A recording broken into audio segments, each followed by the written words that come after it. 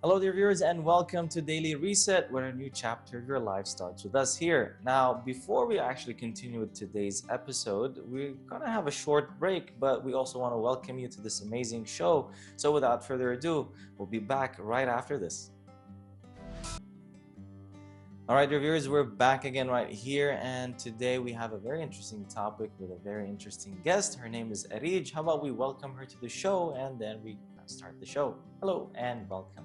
Hi, it's good to be here. So tell us a little bit about yourself, Areej. So I'm a poet, a writer, and the creative director of an organization. I've been writing poetry for a long time, since I was like 10 years old. All right. And I taught for a while, I taught math for a while, and then I just made the leap into creativity full time. Math? Yeah, math. I love math. Me too. Me too. I think it's the basis of a lot of the things that we do on a day-to-day. Very true. So, I mean, all your life, since a young age, you've been into performing and doing a lot of things, but now you shifted into poetry, and what made you go there? Well, I've been doing poetry for a long time. I'm doing it full-time now because I think life is short and you should focus on your passions and the things that you're really good at instead of maybe wasting time on things that you could be okay at. Okay. So what did being on stage teach you about yourself? Oh, a lot. You know, it's easy to be silenced when you're a woman at a young age in a culture that maybe is not used to hearing women speak very loudly. And so being on stage kind of gave me the space to be heard and to express myself and express my thoughts and feelings to a crowd that's willing to hear. All right. And did you actually find your place within the crowd with a lot of performing and all of that, knowing that, as you said, it is kind of difficult when you're being in kind of a community when it's kind of hard at the beginning to speak out loud, but then again, you did find your voice? You find some blocks along the way for sure. It's not the easiest thing in the world, but it does feel very good and you feel very accomplished when you actually do push past the fear and get on stage and do what you want to do. All right. So after sharing your work in public, how did it actually make you feel and how did it develop your confidence even more? I got addicted to it. I'm always looking to perform. Being on stage is the best. And being able to express yourself, it really is. It feels like it's what we're destined to do, or at least what I'm destined to do. And what I try to push people who feel the desire to be on stage to do. Because it is like the most vulnerable you'll ever be. When we put ourselves in positions where we're vulnerable and we're very scared, oftentimes the comeback to that is beautiful. So I know that usually when you're like on stage, there are barriers that you have to break. Was it hard to break some barriers? Was just like let's say whether it's acting or moving around or speaking whether it's out loud from your head or vocally? Often the biggest barrier is yourself. Okay. And dealing with the self-criticism, with the, is my stuff good enough? What will people say about me if I mess up? But then if you do it enough times, you do mess up. And you realize that it's not the end of the world. Nobody actually cares that much about you. And that's a big thing to remember, is that people care about you for like the 5 minutes that you're on stage because you're the person with the microphone. But in the end, they're gonna go home, they're gonna maybe think about your stuff for a few weeks. Maybe you make a really big impact, but those people that you make an impact on are the people that you're looking for. Well, you said it in a good way. Like, if you don't actually mess up, you won't actually know what's the barrier that you have to overcome. And once you do overcome it, it makes you grow. It makes you actually want to do even more. Yeah, when you go into comedy performance, like stand-up comedy, this is a big thing. Like, you have to bomb. Comedy is the most difficult way. It's so hard. It's so hard. Yeah. You have to bomb like once every 5 times so that you can make your jokes better, so that you can start writing again. So yeah, it's just a learning process. All right. So why do you think young creatives feel such a strong urge to express themselves? I see the same story I felt when I was younger, is there's not many spaces to actually feel seen and heard, except on social media. And social media gives you that feeling when you get likes, when you get comments, but it's not the same as the direct feedback of an audience clapping for you or snapping for you or laughing with you. So it's that direct feedback, and it's the smiles on people's faces, and it's actually watching someone from the stage listen to you. And I think that's huge for younger folks who don't necessarily feel heard in their places of work or at school, and are looking for something like that. Well, adding to that, you also have expectations, especially when you're at that very young age. They do have expectations. They have that mindset where they see how everything wants to go, and then it kind of backfires on them. Yeah, younger people, are you talking about like younger people tending to fail? For sure, but it's like you got to cut your teeth. Yeah. And if you're like 16, 17 and you're trying stand-up comedy for the first time, I don't think anyone's expecting you to be good. They're just expecting you to do it, like rip the Band-Aid off, and then maybe when you're in your 20s and your 30s, we'll come back and we'll really listen to what you're saying. Very true. Yeah. So, what was special about creating spaces for people your age to perform? My age, like when I was a teenager or now? Teenager. When I was a teenager, what was special was I got to see my friends do it. Okay. And it made me feel way better about doing it when I saw my fellow peers doing it. Yeah. And how it connected all of us. And so our experiences on stage and in front of an audience made us feel like we're kind of in the in-group, you know, and we can share these experiences together. We're all also doing, it's like a sport, you know, when you're on the team together, you can discuss it, you can talk about how you can be better, and then, yeah. I mean, being better, how can that even happen? Like, I know that, for example, your friends basically went on stage, and then that's what gives you the confidence to go on first. But again, we go back to expectations and how to be better. How can someone actually hold on to that word and still push on? While being confident that the vulnerability of being up on stage is a huge step that not a lot of people can do. Yeah. So that's already making you, you're already way past a ton of people. And then realizing that not giving up puts you, again, way past other people, because you have to be bad at something before you're good. All right. I think this is something that we forget. So it's okay to be a beginner. And if you're surrounded by people who give you honest, brutally honest feedback, you're gonna get better for sure. But if you're, again, surrounded by yes men and people who don't tell you, hey, you need to enunciate, or hey, your joke isn't funny, then it... that's the point of actually having a good feedback, is for you to elevate in the end of the day.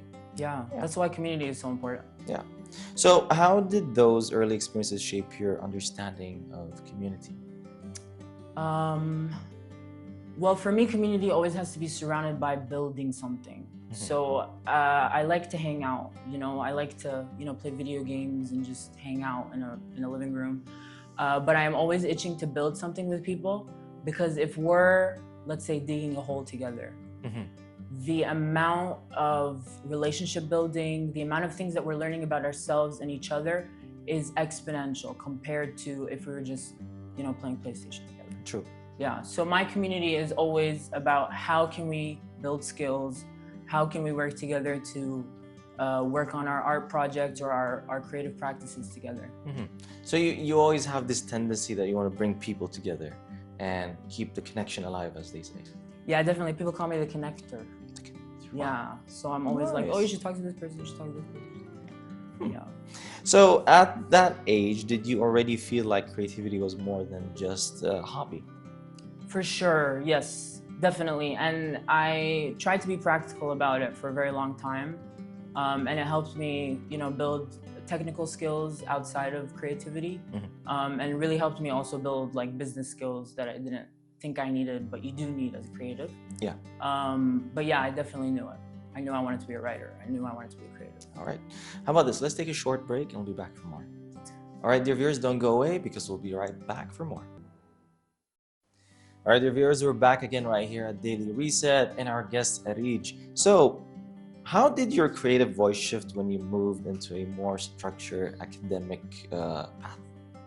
When I was a teacher, I kind of pushed my creativity into lesson planning. Okay. Not like documented lesson planning, because I was really bad at that, but just kind of using my creativity again to build classes that I felt were exciting and engaging, so that like I treated it like a performance. And so my students were just my audience members, and how can I help them interact with the material in a way that made them also understand. Okay, how does it feel to actually balance between technical field and artistic expression? I think it's cool. Okay. I think sometimes when you're an artist in a technical field, you really have a lot of skills that people don't when you're surrounded by other more technical people. And so it's sometimes beautifying a more technical space gives you such a big leg up, because people don't realize how important art is until they see the space change, the way that, in my case, students interact with you differently, and the way that other people interact with you, even if you're just wearing like a more creative outfit, right? Yeah. People can kind of see the difference between someone who's using their artistic abilities and someone who hasn't really tapped into that. So it's kind of like when you build, like an engineer building a structure, just a normal structure, and then art comes in and just beautifies it. Yes. Definitely. And then you would see it in a different way. Absolutely. You would actually want to see around the whole building rather than just seeing it like that. Yeah, it's shifting from like just, okay, this is practical, this is utilitarian, to how does this make me feel, and how can I make me feel better? Okay. Yeah. All right. So what was it like? Did you ever feel pressure to choose one identity over the other? Always, always. I Okay. still feel that. I still feel like I'm doing too much. And in an age of social media, everyone wants you to pick a brand too. Yeah, true. So I feel very pigeonholed when I do have to pick a brand, or if I do have to say, okay, I'm just a poet, or I'm just a writer, or I'm just a creative director. So yeah, I always feel that way. Don't you? I do, actually. Yeah. In my line of job, I keep on like trying to shift between different types of presenting. Yeah. I don't like to stick on one thing. I don't think I can even stick on one thing. Yeah, as humans, we contain multitudes, you know? Yes. We contain so much. And I think we feel so pressured these days to only be one thing, when we can't possibly be one thing. All right. So what would you pick the most? And why do people label you as that? Are you pressuring me now to do it? Actually, yeah. I'm sure there people are labeling you for one thing, let's say, that they see you always to be this person. What is it and why? It depends on who you ask, but definitely these days I feel more like a creative director. Okay. I think that label fits me the most because it kind of consumes everything that I'm able to do. Okay. So that comes into, it's mainly a marketing term. It comes into copywriting, artistic design, making sure also lineups are cool, so curating spaces and events and musicians and performers. So creative direction generally fits me. Okay. But I still feel like an imposter when I say it. Oh, true. Yeah. True. I can feel that. So how did performing and writing during college keep you grounded? It kept me sane. Okay. Yeah, it kept me able to express myself. It's where I found community. In my engineering, it was kind of hard to connect with people because they were, again, very technical people, and very like one thing. Structured. Yeah, very structured, and I'm not like that. And so I found my community in the artistic spaces and open mics and poetry performances. Yeah. All right. So you kind of found your voice in a very structured major. Yes.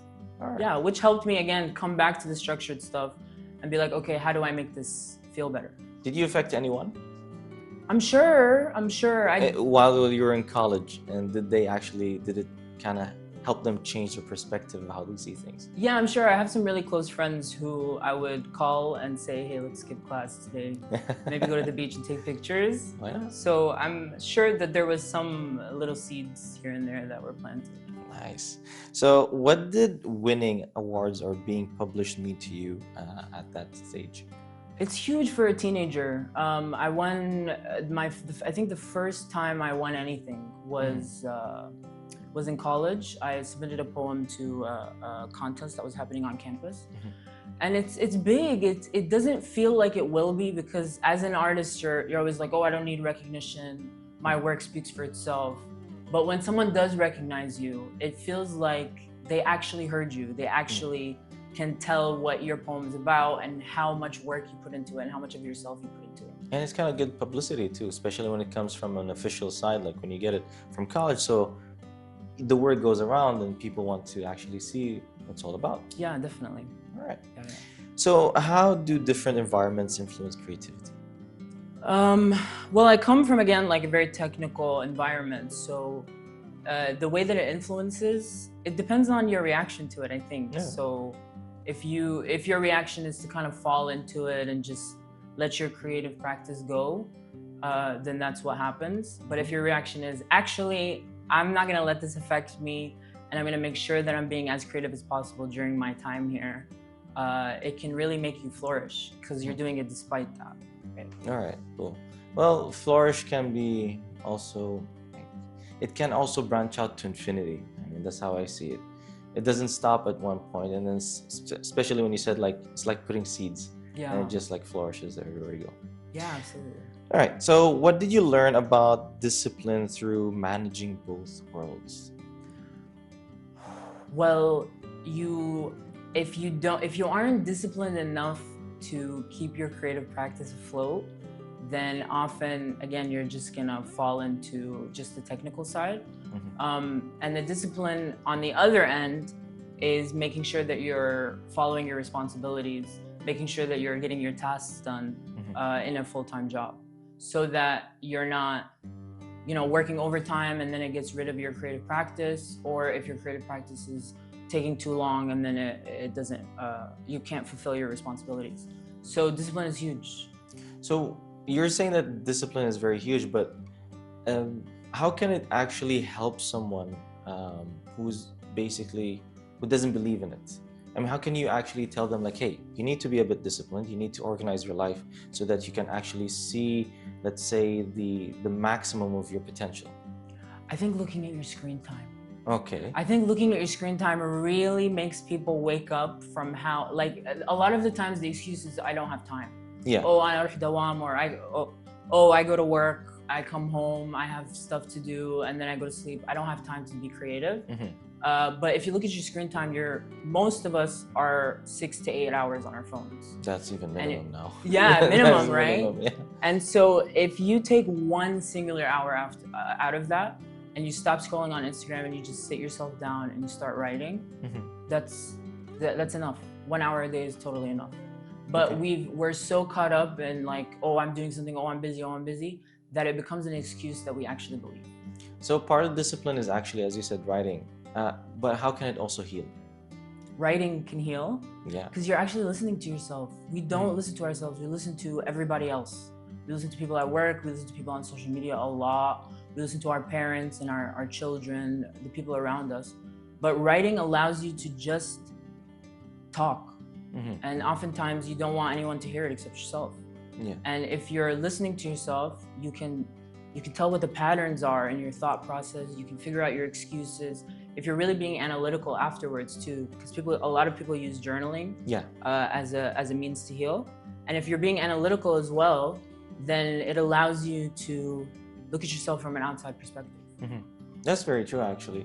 Like, even though sometimes I do know some people that actually keep their journal and they write, and then when they go back to it, they're like, I didn't realize I was that yesterday or last week. It's like, I never knew that this was a side of me in my personality. And then they're like in an awe moment. Yeah, it's beautiful. I keep my journals too. I've been journaling since I was like 16. And you go back and you realize, oh, I've been going through the same things since I was younger. And so it just gives you so much perspective on how everything ebbs and flows, right? Yeah. Everything's up and down. All right, cool. Another short break. We'll be back. All right, dear viewers, don't go away because we'll be back for more, so stay tuned. Hello, dear viewers, and welcome back again to Daily Reset. And let's end today's topic with the last segment. So, tell me a little bit more about what's one daily reset that helps creatives stay connected to their voice? Okay, so I will say journaling again, but I'll say it specifically. It's called Morning Pages, and it's a practice out of a book called The Artist's Way. Okay. And Morning Pages is 3 pages. You can't do 1 page, you can't do 2 pages, you do 3 pages of stream of consciousness writing, and it's a non-negotiable. Okay. So it's like, even if you're doing a million other things, You wake up, the first thing that you do is make yourself a cup of coffee or whatever you So want when to you say drink. 3 pages, like front and back, or just front? Front. So 3 pages is like front, back, and front. Maybe I could get it. Okay, cool. Yeah. It's doable. It's doable. But it is a practice that you have to build. But when you're doing your morning pages, it's almost like life becomes magic. Okay. Because creativity is a river, and you have to step into the river so that you can feel the flow. Okay. So if every day your only thing that you're doing, the only thing that you're doing creatively is to write, even if you're a musician or any other performer or anything, any other creative act, to do morning pages is to step into that river. Okay. And to just connect with yourself. Is there anything specific that we should start if someone wants to do the 3-page? Just buy a notebook.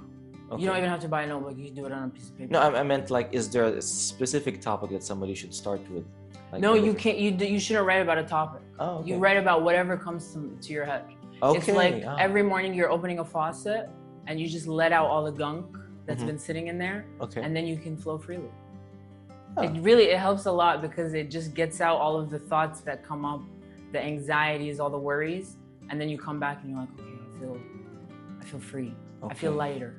Oh, all right. All right. So how can someone protect creativity during busy or demanding phases of life, especially now that we're in a very hustling and bustling kind of lifestyle? Yeah. Rest, for sure. Yeah. Because you cannot be creative when you haven't rested. Everyone says that. Sleep, rest. Yeah. Well, sleep is sleep. Resting can be, I mean, you can say a lot of things about it. You could like just sit down like this and be rested. Yeah. It's figuring out also what kind of rest you like. Some people rest in movement. So a lot of people go to the gym or dance or just move their bodies so that they can rest and like let go of everything that's happened during the day. But sometimes rest just looks like sitting on your couch. All right, cool. What other things that you could say that can protect them? I hate to say it, but it's discipline. Again, like you said, yeah, it really is just showing up. And a lot of people feel like they don't even show up to see what comes out. And you have to show up even if you're doing something that you don't even like. Well, some people say that discipline actually kills your creativity, but it doesn't actually. It doesn't kill anything. I think it's just the way that we look at it. People hear discipline, they think, oh, I have to wake up at 4 a.m. and go to the gym and only drink protein shakes. But you don't have to do that. Discipline just means when your mind wants something, which is often a creative outlet, you let it happen even when you have a million excuses not to. Exactly. And then just let it go and let it happen. And then taper back again and just relax, as you said. Yeah. So it's like a give and take kind of situation. Yes. All right. So what's a healthy way to deal with creative self-doubt?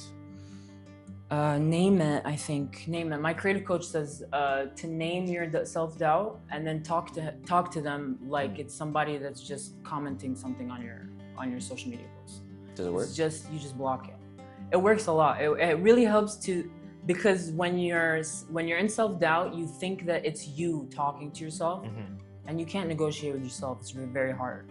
But when you anthropomorphize it and you say, okay, this is a separate being that doesn't want me to do the things that I want to do, then it's way easier. You just block it. It's very true. I even know some people that say that you should name it also. Like name it so that when it comes back, you tell Jack, move away. Yep. John, please, not this time. Yeah, I think they call it shaitan and sometimes. Yeah.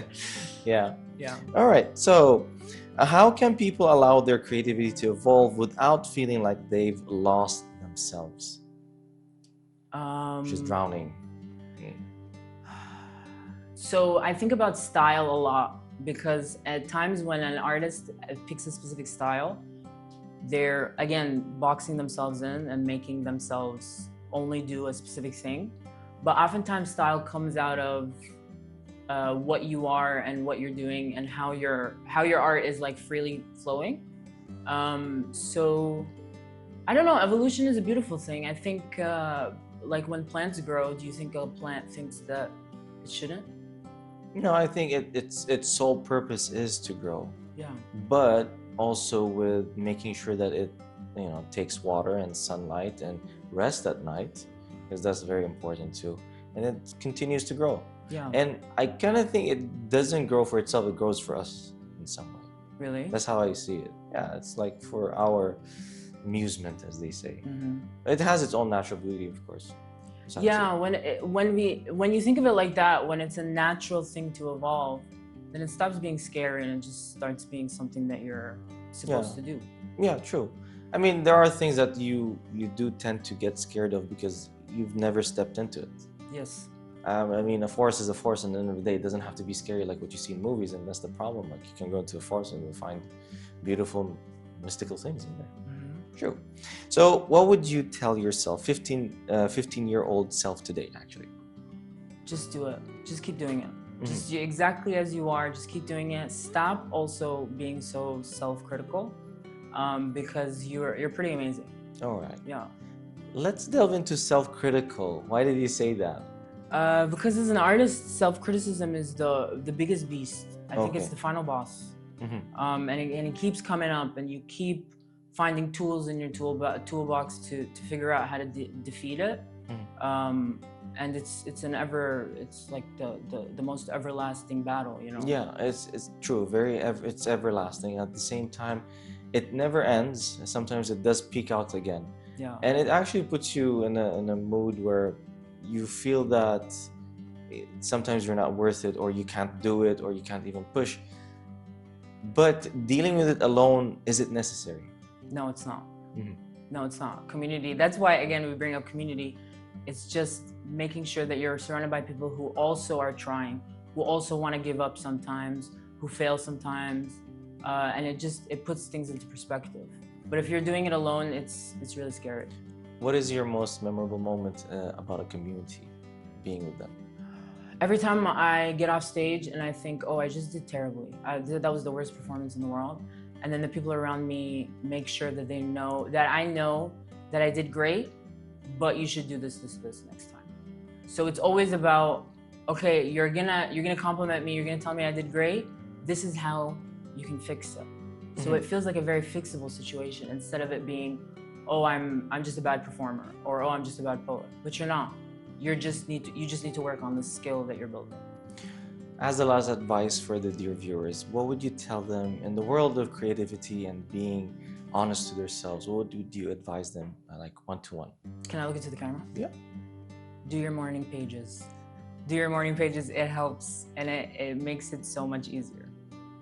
Morning pages. All right. Thank you so much for being with us, and we hope to see you soon again. I'm sure I have to watch one of your performances. Thanks. It was so nice to be here, and it's nice to meet you too. All right, dear viewers, we've reached the end of today's episode right here at Daily Reset, and we hope you actually had the good, informative information about how to be creative and also not doubt yourself if you want to voice yourself out loud.